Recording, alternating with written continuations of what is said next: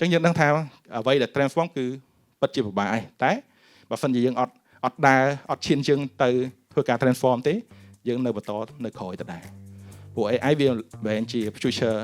និយាយពី future ហើយប៉ុន្តែ currently we are using AI ចឹងយើងត្រូវ adapt ទៅលើ AI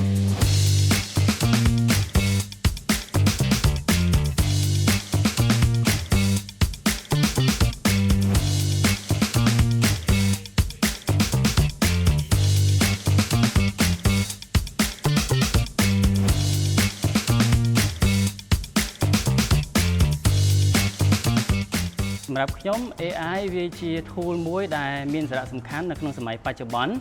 ប៉ុន្តែ AI មិនអាចជំនួសការងាររបស់ HR ឬក៏ L&D បានទាំងស្រុងទេ